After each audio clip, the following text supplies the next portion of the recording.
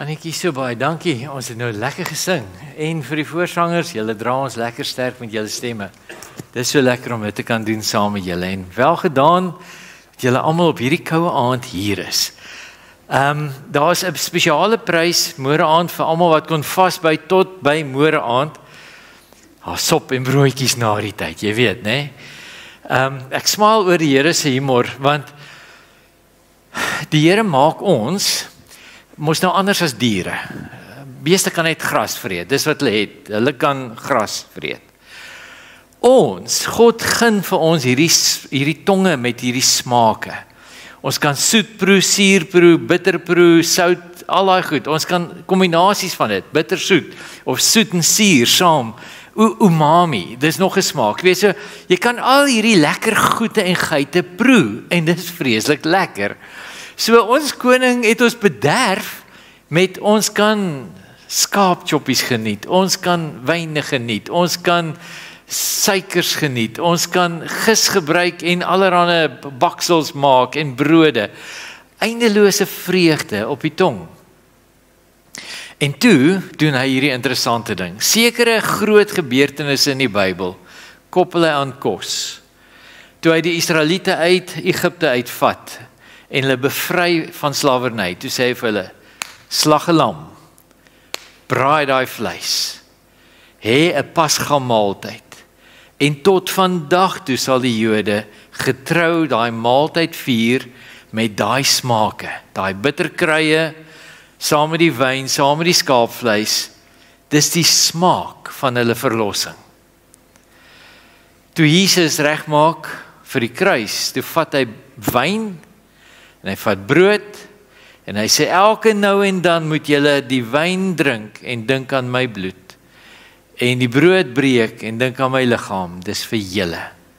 Die smaak van ons verlossing. Met sy opstanding die volgende oggend, toe sy daar by die meer van Galilea en die vissers, sy disippels het vis gevang en hy het klaar visie daar op die kole gebraai.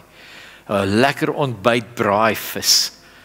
Dis die smaak van sy opstanding wat hy vir sy disippels gee. So ons Here doen hierdie goed. En ek dink hy so baie trots is op sy kerk, op die manier hoe sop en broodjies en Pinkster met mekaar by mekaar gekom het. Dis die smaak van Pinkster. Sop, goeie lekker sop, wat net NG Tannies weet hoe om te maak. Nee, dis daai lekker sop. Hy's hartlik, hy vul jou maag, hy vul jou senses, dis heerlik. Moenie dit môre aand misloop nie, dis die smaak van Pinkster. Hoorie, julle het nou agtergekom, ons is nou hier in 'n proses, ons het Sondag begin by hoe lyk geloof in die huis, en ons het opgemerk in Daniel en sy 3 vriende se huis was daar goeie geloofspraktyke. Dit het al tevore gekom in hulle name, dit het tevore gekom in die manier hoe hulle oggend en aand saam hulle geloof bely het. Later van tyd lees ons dat Daniel 3 keer 'n dag soos sy gewoonte is, tyd spandeer het in stil word met die Here. Dit was sy styl, dit was wat hy gedoen het. En hy het nie daarop teruggegaan nie. So daai reëlmaat van om met God die Vader tyd te spandeer. Jesus het dit ook vir ons gedemonstreer. Dikwels as hy vroegoggend voor die son opkom, was hy al op 'n berg. Het hy met die Vader sit en kuier, soms deur nagte. Ander keer het hy vir sy disippels gesê: gaan julle so lank oor die see, ek gaan so 'n bietjie met my Vader kuier. Want dis wat hy graag gedoen het. Jou geloofsgewoontes vorm jou. Dit maak jou stadiger. Dit bring jou die klei in kontak met die pottebakker se hande, dat hy aan jou kan werk en vorm. Dit begin die karakter van Jesus in jou vestig. Dit maak jou bewus van die Here se teenwoordigheid en van sy stem wat met jou praat. Dit groei die hoeveelheid liefde in jou hart wat die Here vir jou het, en dat jy dit klik en snap en verstaan. En op die ou end word dit die produk wat jou kinders raak sien en wil navolg. Ander kan nie help om dit raak te sien nie. So, dit gaan oor 'n eerstehandse wandel met die Here. Dikwels tyd in sy teenwoordigheid deurbring met hom kuier. dit gaan nie noodwendig jou stilte tyd vervang nie, want jy het waarskynlik jou eie stilte tyd. Jy lees 'n stukkie en jy bid 'n stukkie. Die gevaar wat soms gebeur is dat mense se stilte tyd naderhand 'n tweedehandse wandel met die Here word. Nie jou eie tyd wat jy met die Here deurbring nie, maar oom Solly Osterweg se tyd wat hy met die Here deurgebring het. En ek vat dit net gou-gou en ek lees dit vinnig deur. Dis tweedehands. Dis nie die bedoeling nie. Die bedoeling bly altyd eerstehands. Jy moet in die Here se teenwoordigheid instap. Jy moet by hom gaan sit. Jy moet kontak maak met hom. Jy moet toelaat dat hy met jou praat en jy wil natuurlik jou hart teenoor hom uitstort. En jy wil daar uitstap en weet jy was in kontak met die lewende God self. Dis eerstehands. So, ek weet nie wie van julle sê ek het dit probeer vanoggend, maar ek sukkel nog so 'n bietjie. Dit kry nie so lekker reg nie. Ek weet nie. Daar is daar van die amper skielik jou hand op. Wie van julle sê ek het hom redelik reg gekry. Ek het gaan sit en ek het met die Here gesels en hy was daar en dit was goed. Wie dit beleef? Nee, daar's 'n paar. Prys die Here. Ek wil vir jou aanmoedig, hou aan. Hou aan. My ervaring is, dis soms so 3 weke wat jy aanhoudend elke dag dit aanhou doen. Wat jy aanvanklik dit net doen vir die rede dat die dominee so gesê het. Dis alrede. Maar dan, eendag, klik dit net. Eendag drop die penny. Eendag gaan dit vir jou oop. Eendag ontdek jy die groot gawe, die groot wonder dat jy verwelkom word in die Here se teenwoordigheid en dat hy jou innig lief het en dat jy by hom kan tuiskom en jy weet, ek het nou tuis gekom. Niemand daarna sal jou ooit weer van dit kan wegkry nie, want nou het jy dit self gevang vir jouself en dis kosbaar en is heilig. So welkom by hierdie avontuur en dis die avontuur van transformasie. Klei in die pottebakker se hande en hy's met jou besig. So kom ons sê vir hom baie dankie. Here, dis die lekkerste lekker om ingenooi te word in so 'n verhouding met U. En U bied dit aan vir al U kinders. Daar is nie witbroodjies nie. Daar is nie party wat voorgetrek word nie. Almal is welkom. U sê, om die waarheid te sê, ek sal hom wat na my toe kom nooit uitwerp nie. So dankie Here, dat U vir ons die geleentheid bied, dat ons nader aan U kan staan, dat ons in U teenwoordigheid kan instap, dat ons by U kan tuiskom en weer opnuut hoor, hoe groot is U liefde vir elkeen van ons. En dit bly die verstommende ding, Here, dat niks wat ons kan doen, sal ooit U liefde vir ons meer maak nie. U liefde is klaar hierdie sterk stroom van guns en goedheid. Maar ook niks wat ons kan doen, sal U liefde vir ons minder maak nie. Dit bly daai sterk stroom van guns en goedheid. En vanaand soos ons dit hier sit, is dit my gebed dat elkeen van ons dit sal ervaar, dit persoonlik sal beleef. Dis hoe my Here oor my voel. En ek is so gereed en bereid om sy liefde te beantwoord. Dankie Here. Amen. Daar's 2 lekker liedere wat Annetjie vir ons gaan begelei. Kom ons staan, ons sing dit hartlik saam.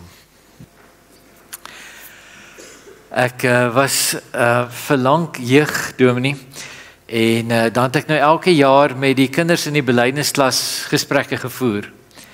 En die 1 jaar toe kom daar 'n meisietjie in, maar sy kom sit so by my, maar sy sit so op haar stuitjie.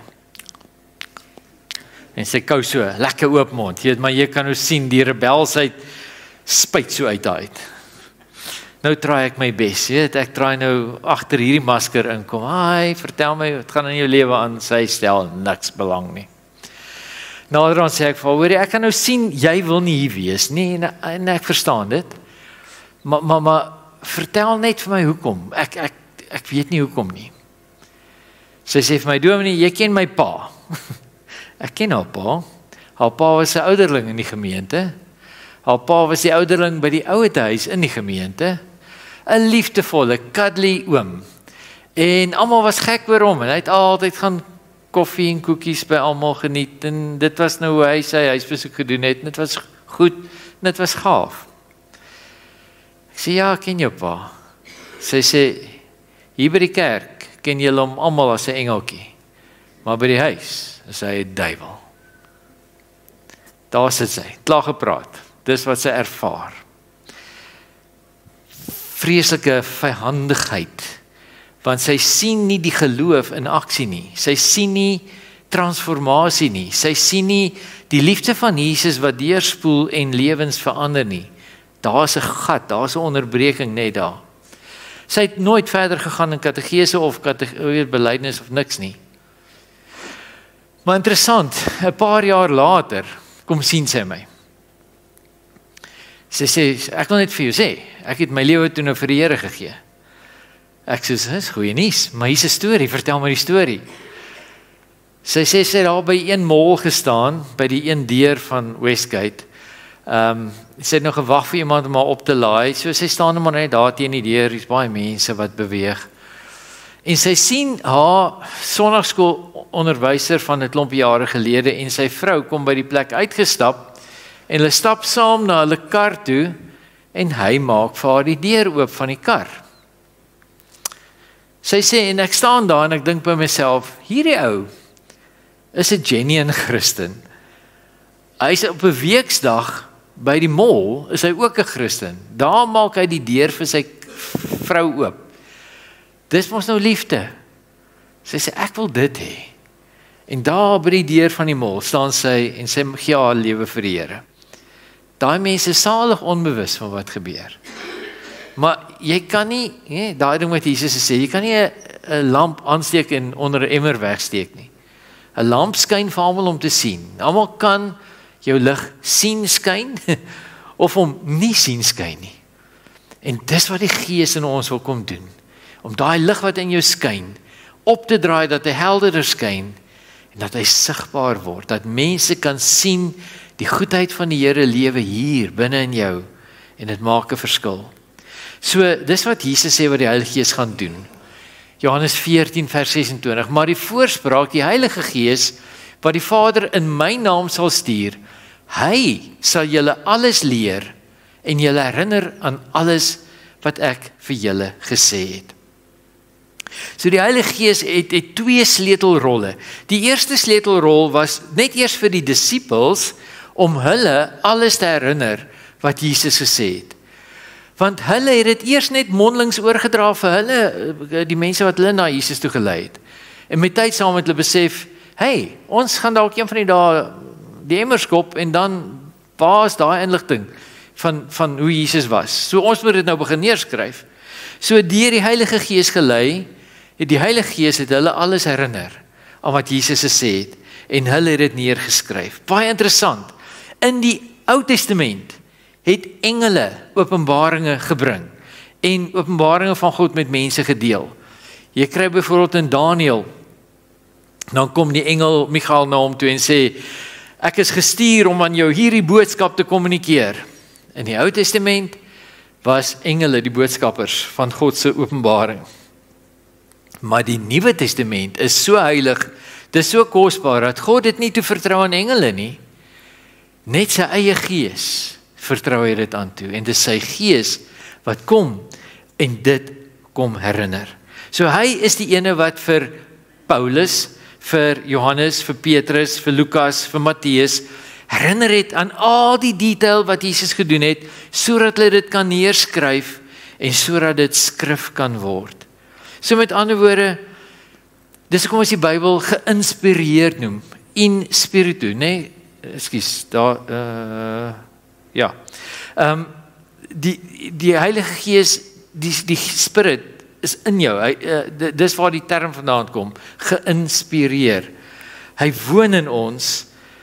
Hy het die sprekers, die skrywers van die Bybel gevul, hy het hulle taal, hy het hulle denke, hy het hulle woorde gevat, maar hy het dit gelei sodat dit wat ons nou in die Bybel het, God se openbaring is aan ons. God se woorde. So die Bybel bevat nie net woorde oor God nie. Dit is God se woorde, geïnspireer deur die Gees, wat na ons toe gekom het. Maar dan vat die Heilige Gees dit een stapie verder. Hy maak ons oë oop, dat ons dit kan sien. Dat ons kan verstaan wat is God se groter plan, wat het hy vir ons in gedagte, en wat hy wil doen. Hier is so verskriklike mooi vers, in 1 Korintiërs 2. Aan ons dan het God dit deur sy Gees bekend gemaak, want die Gees deursoek alle dinge, ook die diepste geheimenisse van God. Watter mens ken die verborgde dinge wat in 'n mens is, behalwe sy Gees wat in hom is? So ken niemand ook die verborgde dinge van God nie, behalwe die Gees van God. En die Gees wat ons ontvang het, is ons nou nie die Gees van die wêreld nie, maar daai selfde Gees wat van God kom. So weet ons wat God ons uit genade geskenk het. Dit verkondig ons ook, nie met geleerde woorde van menslike wysheid nie, maar met die woorde wat die Gees ons leer. So, wanneer ek en jy nou sit, en ons het die Bybel, dieselfde Bybel wat die skrywers deur die Gees geïnspireer was om te skryf, en nou vat ek en jy en ons lees dit, en die Heilige Gees is hier langs ons, dan vat hy die inspirasie van die woord, en hy spreek tot jou daarmee. Nee, dis die wonder van die Bybel. As jy nie die Heilige Gees by jou het nie, dan lees jy dit soos 'n sekulêre boek. By die groot universiteite, Princeton en Harvard, bestudeer hulle ook die Bybel as 'n antieke werk, as goeie poësie en as literêre werke, maar nie as geïnspireerde woord van die lewende God nie. Hulle kry dit ook nie, hulle vang dit nie. En dieselfde met die skrifgeleerdes en fariseërs. Hulle het die woorde van die Bybel bestudeer sonder die Heilige Gees.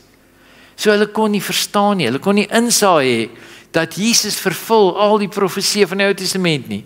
Kon nie vir hulle sin maak nie, maar ek en jy, as die Heilige Gees hier is, dan wys hy vir ons, dit is die hart van die Vader. Hierdie is nou vir jou, sy seun of sy dogter bedoel. Vat dit, leer daaruit, groei daaruit. Toe Jesus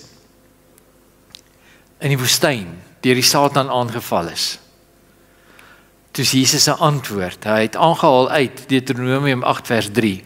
Daar staan geskrywe: 'n mens leef nie net van brood nie, maar van elke woord wat uit die mond van God uitkom. En hier gee Jesus eintlik sy geheim weg. Wat sê Jesus? Elke woord wat uit die mond van God kom, bevat lewe. Daar's spesiale lewe in die woorde wat van God se mond afkom. En Jesus het sy hart daarmee gevul en gevoed en volgeprop. So Jesus kon, as hy aan die kruis hang, aanhaal uit die skrif uit. Dit het sy lewe in stand gehou vir daai tyd. Oral waar hy gekom het, was hy so vol van die woord, dat dit hom gemotiveer en gedryf en krag gegee het. Dit was sy inspirasie. So natuurlike mense kan dit nie vang nie. Hulle kan die Bybel lees en maak nie vir hulle sin nie en hulle kan nie verstaan nie. Natuurlike mense sonder die Heilige Gees se Bybel lê vir weke aan een op die rak, vergader stof, want ek het geen hongerte om die Bybel te lees nie. Daar's my geen rede om die Bybel te lees nie. Maar die oomblik as die Heilige Gees begin met jou daaruit praat, dan ontdek jy, hier is lewe. Hierdie staf voed my siel.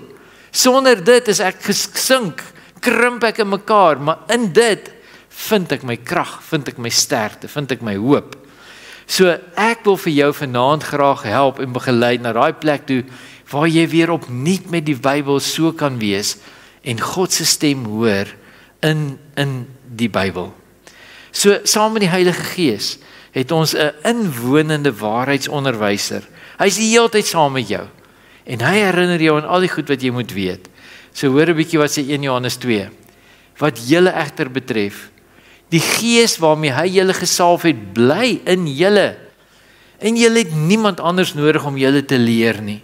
Sy Gees leer julle alles, en wat hy julle leer is die waarheid en geen leuen nie. So dis wat die Heilige Gees graag wil doen. Hy wil langs jou sit, en wanneer jy daai woord vat, wil hy dit vir jou lewend maak, sodat jy sê, oh wow, hierdie is kos vir my siel, ek kan nie sonder dit gaan nie. So, om daar te kom, wil ek graag vir jou 'n stukkie Bybel in die hand sit. So, ek gaan nou 'n paar mense vra om my te help. Johannika, nee, Johan, so net straightforward, dankie. Sorry, ek wou jou nog gevra het, maar dis fyn, dis ander wat dit ook kan doen. Hier's Omelie, dankie. Vir elkeen so enetjie gee. So wat ons gaan doen is, ons gaan die Bybel lees op 'n Lectio Divina manier. Wat in die lewe beteken dit? Dis 'n Latynse term wat sê, lees met gewydheid. 'n Gewyde lees van die teks. Dis 'n geskenk wat die kerk het al hier van omtrent 700 na Christus af. Het mense al so met die Bybel begin lees en werk. Hou in gedagte, daai tyd het die meeste mense nie self kon lees nie. Daar was 2-3% van die bevolking wat kon lees. Bitter min mense het self 'n kopie van die Bybel gehad. So die kopieë van die Bybel is so rondgestuur tussen gemeentes. En op 'n Sondag sou hulle dalk 'n stukkie daarvan kon lees en hoor. Maar dan het hulle dit op hierdie manier gedoen, soos ons dit nou gaan doen. Dis 'n gewyde lees van die teks. Dis nie 'n haastige lees nie. Jy sal agterkom, dis nie Bybelstudie nie. Dis nie ons analiseer om ons trek om uitmekaar. Dis glad nie dit nie. Ons lees nie vir informasie nie. O, wat staan nou al hierso? Of jy lees die opskrif en sê, ja nee, ek ken hierdie stukkie mos nou al nie. Dit gaan nie daaroor nie. Dit gaan daaroor dat dit God se woorde is en dat die Heilige Gees God se woorde wil gebruik om tot my en jou te spreek vandag, hier, nou. So dis meer van 'n biddende manier van lees. 'n Lees vir transformasie. En nou die interessante ding is, en ek het dit al gedoen, jy kan vir 30 dae in dieselfde enkel teks wees, en nie eendag in die Heilige Gees dieselfde ding onderstreep nie. Soms is hy hier, soms is hy daar, soms is hy daar, en dan begin jy so half die diepte van die teks ontdek, soos wat jy nog gaan. So, die meeste van ons dink ek lees te vinnig, te vlak, te gou oor die Bybel, en ons spandeer nie daai tyd om toe te laat dat die woorde van die Here na die oppervlakte toe kom nie. So hierdie manier van lees vat jou stadiger in die teks in. Laat jou bietjie langer kuier en nadink. Wat is die Here hiermee besig? So ek het nou vir ons 2 Petrus 1 vers 4 tot 9. Dis nie 'n lang stuk nie, dis maar 5 versies, né? Maar ek het dit in die boodskap vertaling afgedruk, net sodat dit nie die bekende Afrikaanse taal is wat jy ken nie. So jy is geforseer om so 'n bietjie meer te kyk en te fokus. En ja, dis 'n taal wat net, ek dink, makliker op die oor val. So hoe werk Lectio Divina? Daar's 5 bewegings. Die eerste een is, berei jou siel voor vir hierdie gesprek. So voordat jy nog gaan lees, gaan ek jou nooi om soos gisteraand net weer jou oë toe te maak. En deur daai dun gordyntjie te beweeg terug na daai park toe waar jy vir Jesus ontmoet het gisteraand. En sien vir Jesus daar staan.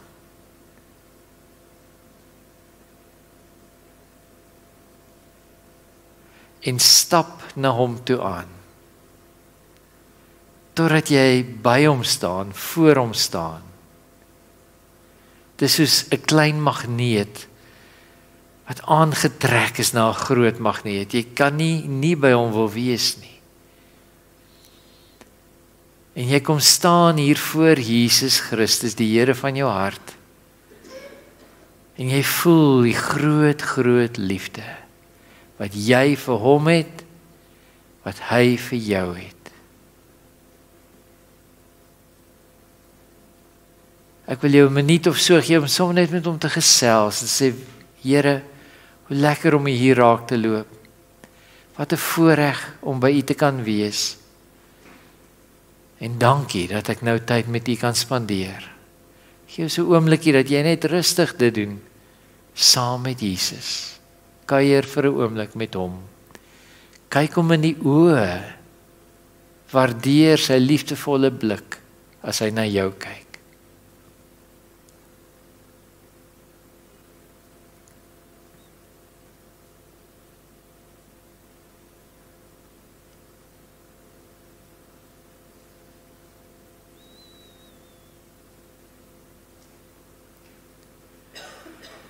En dan hou hy sy hande uit na jou en hy hou sy woord in sy hand.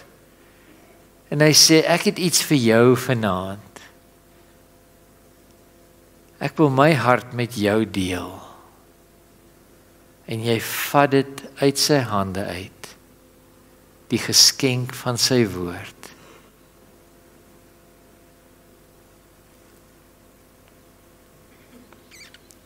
En dan maak jy stadig jou oë oop. En ons lees dan hierdie woorde van hom. Toe hy dit gedoen het, het hy boonop die wonderlikste en die grootste beloftes aan ons gegee. Sy doel met hierdie hemelse geskenke is om julle in staat te stel om nee te kan sê vir elke versoeking. Gee dadelik pad wanneer jy julle eie begeertes julle op sleeptou wil neem agter verkeerde dinge aan. Dan kry julle al hoe meer deel aan God se karakter. Moenie 'n enkele oomblik agteroor sit nie. Sorg dat julle geloof in Christus elke dag sterker word. Gaan so te werk. Span julle in om altyd net die regte dinge te doen. Saam met hierdie ywer moet julle ook kennis hê. Sorg dat julle die Here goed ken. Saam met kennis gaan selfbeheersing. Moenie toelaat dat sondige begeertes julle ooit onderkry nie. Saam met selfbeheersing gaan standvastigheid. Hou aan glo. Staan sterk. Saam met standvastigheid gaan 'n lewe wat God verheerlik. Maak God se naam groot in alles wat jy doen. Saam met 'n lewe wat God verheerlik, gaan absolute lojaliteit teenoor ander gelowiges. Saam met liefde vir ander gelowiges gaan liefde vir alle mense. Gee regtig om vir almal met wie jy elke dag te doen kry. As jy al hierdie dinge doen, as jy al hoe meer leef soos die Here dit van ons verwag, sal jy nooit verveeld rondsit nie. Dan sal daar nooit 'n dag verbygaan dat jy nie voluit vir ons Here Jesus Christus leef nie. Julle kennis van hom sal sommer baie vrug dra in julle lewe. Gelowiges wat hierdie dinge nie hulle eie gemaak het nie en wat nie voluit in die Here leef nie, is soos mense met 'n oogprobleem. Hulle kan nie goed sien nie. Nog erger, hulle is heeltemal blind. Hulle het klaar vergeet hoe Christus hulle van al hulle sonde skoon gewas het toe hulle tot bekering gekom het. Na eerste lees van die teks het jy nou 'n goeie idee wat hier staan. Maar nou wil ek jou geleentheid gee om dit 'n tweede keer op jou eie deur te lees, stil op jou eie. Maar wanneer jy dit nou lees, let op, waar hak jou oog vas? Wat lees jy wat soos jou oog wil nie verby dit gaan nie.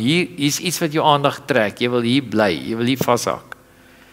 Merk op waar's dit. En dan al het jy, as jy 'n griffel het, maak jy 'n merkie daar. As jy nie het nie, som met jou duim 'n streepietjie daar, dat jy hom net weet, dis die plekkie. Dis die plekkie wat my aandag gegryp het. Want ons gaan net nou dit verder vat. So lees hom rustig deur en vertrou die Heilige Gees. Eers wil hy jou aandag trek. En jy moet nou vasstel, waar's daai eers?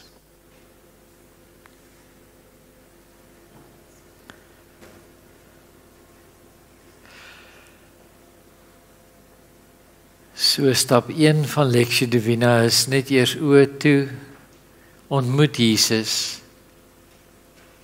kom tuis by hom, ontvang by hom sy woord. Hy wil mos nou met jou praat. Jy ontvang dit uit sy hand. Stap 2 is dan nou vat die woord, daai stukkie, en lees dit stadig, rustig deur. 1 keer, 2 keer. En kyk, waar hak jou oog vas? Wat is dit wat jou aandag trek? Wat is dit wat jou briek? Jy kan nie nou net onmiddellik verder lees nie, want hierdie praat met jou. En dan as daar nou so ietsie was, wat jou nou jou aandag vasgehou het, dan is die 3de stap. Nou dink dit na, oordink dit. So hoekom sou hierdie stukkie vandag vir my so aanspreek? Wat is die Here hiermee besig in my lewe? Is daar iets wat hy my voorberei wat voorlê? Het dit te maak met hoe die dag vandag uitgesloop het? Spreek hy my aan? Moedig hy my aan? Daag hy my uit? Wat is dit wat ek by die Here hoor? So ek wil nou vir jou 'n kansie gee. As daar so 'n stukkie was wat opgespring het en jou aandag getrek het, voer daai gesprek met die Here. Wat is dit? Wat is hier aan die gang? Wil hy jou aanspreek? Is daar iets van die dag wat verband hou met hierdie teks wat nou vandag wat jy gelees het? Dink dit 'n bietjie na.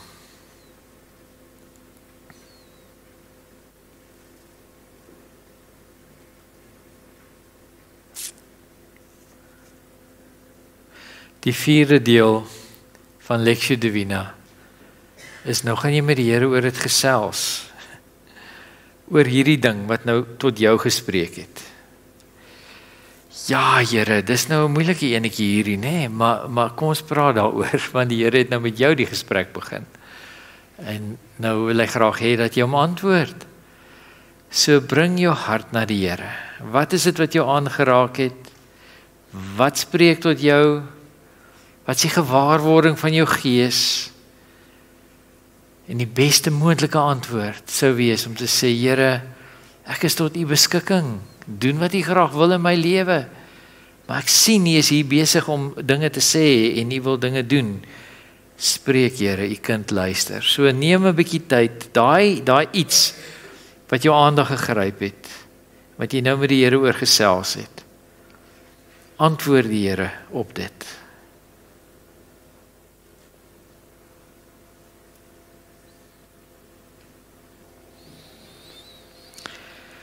Wil jy nooi om 'n gebed stadig terug te bring na die amen toe.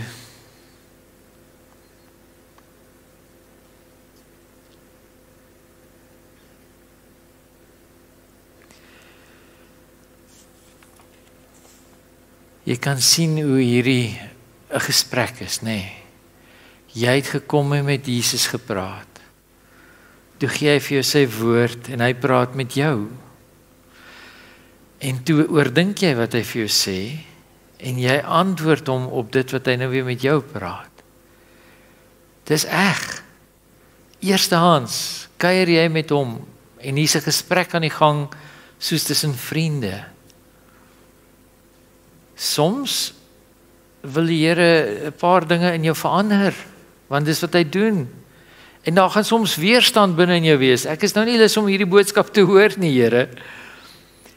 Maar jy raak ook bewus van hoe die Here jou innooi in 'n beter spasie in van groei. Jy sê nou kon lees, ag, jy weet, die Here wil alweer hê ek moet net ophou met sonde.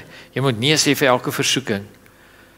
Maar as jy 'n bietjie daaroor nadink, dan dink jy, hey, hy nooi my uit na meer 'n heilige lewe. Sy manier van wees, sy karakter. Is dit tog nie mooi nie? So as jy nadink oor dit, dan sien jy in elke boodskap wat die Here vir jou wil gee, sy liefde en die uitnodiging en die geleentheid tot 'n beter toekoms. Jy het nou gebid daaroor. Die 5de beweging is, nou rus jy by die Here. Sit net saam met hom. Miskien die laaste 2-3 minute van jou tyd met die Bybel. Wees jy net in die Here se teenwoordigheid. Jy het klaar gebid. Jy geniet net sy nabyheid, soos met stilte en afsondering. Jy sit net en laat toe dat die Here met jou werk. Maar in hierdie 3 minute doen jy nog iets by. Daai stukkie wat tot jou gepraat het, daai frase of woord of sinsnede, vat dit en bære dit in jou hart. Dawid sê dit baie mooi in Psalm 119. Hy sê, ek het u woord in my hart gebære, dat ek teen u nie sal sondig nie. So jy memoriseer dit. Daai kort stukkie wat nou tot jou gespreek het, memoriseer dit en bære dit in jou hart. Want, dalk het die Here nou met jou gepraat oor iets wat môre gaan gebeur. Jy weet dit nog nie, jy kan nie die toekoms sien nie, maar hy kan, en hy het jou geprep vir die dag van môre. So, vat dit, memoriseer dit, sit dit in jou hart, sodat jy dit kan onthou. Doen dit gerus sommer nou.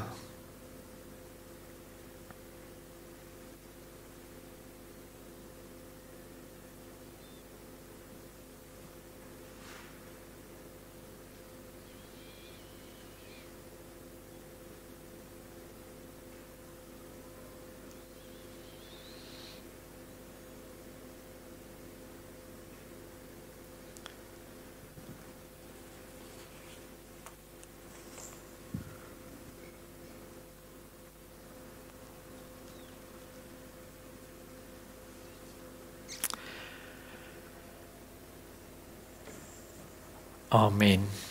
So tyd gelede, ek was nog jeugdominee in ons gemeente, toe bel 'n ma my. Dominee, kan ek en my dogter jou dringend kom sien vanmiddag? Ons was nou by die dokter, baie slegte nuus gekry en sy het so 'n bietjie berading nodig. Ek sê, dis reg, kom. Sy kom in en die ma sê, daar's groot fout, die dogter het Bell's palsy ontwikkel, helfte van haar gesig is verlam. Sy is 'n tienermeisie, né? Sy kan nie behoorlik koeldrank drink of niks nie. Die een helfte van die gesig is lam. Wys nie emosies of niks nie. En nou weet ons nie wat nie. En asseblief sê jy tog net vir haar bid. Maar nou, daai oggend, vroeg in my tyd met die Here, het ek Lectio Divina gedoen uit een van die evangelies uit en ek het in die Engelse Bybel gelees. En daai oggend, die stukkie wat my aandag gegryp het, was dat Jesus het oral in Galilea rondgegaan en allerlei siektes genees. Die Engelse vertaling sê, he healed all kinds of diseases. En ek onthou, dit het my aandag gegryp en my gesprek met die Here was, awesome God, ek dien so 'n groot Here, hoe wonderlik, dis my Here daai, right, so dis wat ek gebær het in my hart. Later bel die ma my, hulle kom sien my, die dogter sit hier, ek moet haar nou vertroos, sy het slegte nuus van die dokter gekry. Ons praat en ek begin met daai ding wat dominees maar gewoonlik doen, jy weet, dat ons ontvang die goeie uit die Here se hand, dan as die slegte kom, moet ons nou nie nee sê nie, dit gebeur ook maar soms, en ons is nou daar, en halfpad in die gesprek is dit asof die Heilige Gees my op die skouer tik en sê, hey, wat het jy vanoggend gelees? He healed all kinds of diseases. Dink jy hierdie is in daai kategorie, all kinds of diseases? Ja, so wat is jou probleem? Heal it. Ek sê vir hom, moet nou nie weer dink nie, maar ek gaan nou by jou kom staan met my hand op jou skouer sit en ek vir jou bid dat die Here jou sal gesond maak. Dankie Dominee, ons het gebid. Niks spectacular het gebeur nie. Dis dit. Sy is kar toe, slaap. Die aand is ek by Linden Hoërskool met 'n jeugweek en ek is daar doenig en toe ek uiteindelik in die kar klim, toe sien ek het 3 missed calls van die ma. Ek bel haar terug, ek sê, "Yes, wat's fout?" Sy sê, "Nee, ek wil net vir jou jammer sê dat ons jou tyd gemors het vandag." Ek sê vir haar, "Hoe bedoel mevrou nou?" Sy sê, "Nee, toe ons by die huis kom, toe kyk ek my dogter so en ek gee vir haar 'n glas water en ek sê vir haar, sy moet dit drink en ek sien sy dribbel nie meer water nie en die simptome van die Bell's palsy is nie sigbaar nie." En net daar laai ek aan die kar, ons ry terug dokter toe en die dokter doen weer al die ondersoeke en hy sê hy weet nou nie wat gebeur het nie. Hy dink hy het haar gemisdiagnoseer. So jammer Domie dat ons nou jou tyd daarmee opgeneem het. Ek sê vir wel, kom ek vertel jou my helfte van die verhaal. Dis wat ek vanoggend by die Here gehoor het. Dis wat daar gebeur het. En dis hoe dit uitgevloei het. So, jy weet nie, as die Here met jou praat in die oggend, en daar is 'n stukkie wat jou aandag gryp, wat is die implikasies nie? Jy kan mos nie sien wat gebeur later vandag nie. Maar laat die Here toe om op so 'n manier met jou te praat. Ons NG mense is so bang om te sê, jy weet, die Here het gepraat, die Here het vir my vertel. Maar dis die manier hoe. En dan doen jy dit autentiek, dan is dit eg, dan is dit nie 'n namaaksel nie. Want jy het vanoggend met die Here gesit, en dit was met sy woord, en hy het sy woord vir jou gegee, en sy gees was langs jou, en sy gees het jou aandag op daai woord of daai frase gesit. Dit is eg. Jy kan omdraai en sê, die Here het vir my dit gesê vandag. En ek tree getrou op volgens wat hy vir my sê. So, dit maak die geloofslewe 'n avontuur. You never know what's next. Jy kan dit nie manipuleer nie. Jy kan nie besluit, Jessie, ek wil hom nou graag hê, vandag moet hierdie stukkie tot my spreek nie. Die Heilige Gees is langs jou. Hy gaan vir jou wel uitlig wat uitgelig moet word. Vertrou hom om dit te doen. Jy kan hoor, nê, ons is nie mense van die Bybel nie. Ons is mense van Christus. Maar die Heilige Gees gebruik die Bybel om ons by Christus te laat sit en Christus se stem te hoor, sodat Christus die een is wat via die Bybel met ons praat. Dis waar die lewe is, die lewe in elke woord wat van die Here afkom. 'n Laaste opmerking as ons klaar. Ek wil vir jou aanmoedig om dit ook in jou joernaal rekord te hou. Nadat jy so met die Bybel gekuier het, nadat jy met die Here was, nadat daar iets vir jou uitgestaan het, en jy daai gesprek met die Here gehad het, skryf dit neer in jou joernaal. Want ons mense vergeet so gou. Vandag het die Here vir jou dalk 'n wonderlike stuk troos gegee, of 'n belofte, maar as jy dit nie neerskryf nie, 4 dae later, al wat jy onthou is, dit was great, maar ek kan nie onthou presies waar dit gestaan het, of waar dit was nie. So, maak 'n nota daarvan. Dit help jou in elk geval ook om beter te onthou, sodat jy dit in jou hart kan bære en met jou kan saamdra. En soms gaan dit gebeur dat jy terugblaai en dan kyk jy, wow, daar het die Here al vir my hierdie wonderlike belofte gegee. Kyk net hier. En dan sien jy die Here se werk in aksie in jou lewe. So dis 'n wonderlike manier om rekord te hou van hoe die Here aan die praat is. Dis wat ons sing, spreek Heer, u kinders luister. Hy wil vir die wie se ore oop is. Die klei wat hulle self plaas in die hande van die pottebakker. Hulle gaan die vorming ervaar. Here, so baie dankie dat u ons Here is, dat u nie stil is nie. Soos u gepraat het met Moses, met Dawid, met die groot manne in die Bybel, so wil u tot vandag toe nog met u kinders praat en die hart met ons deel. En dankie dat u vir ons 'n manier gegee het, hoe ons met u kan sit en toelaat dat u woord tot ons kom en ons aanspreek. So Here, dis my gebed, spreek Here, u kinders luister. Leer ons om gereeld met u te sit, u woorde te ontvang en op dit op te tree en te reageer. Dat ons geesgeleide en geïnspireerde kinders van u kan wees, wat 'n verskil maak in die wêreld waar jy ons geplaas het. In Jesus se naam, amen. Kom ons sluit af met 'n baie mooi lied.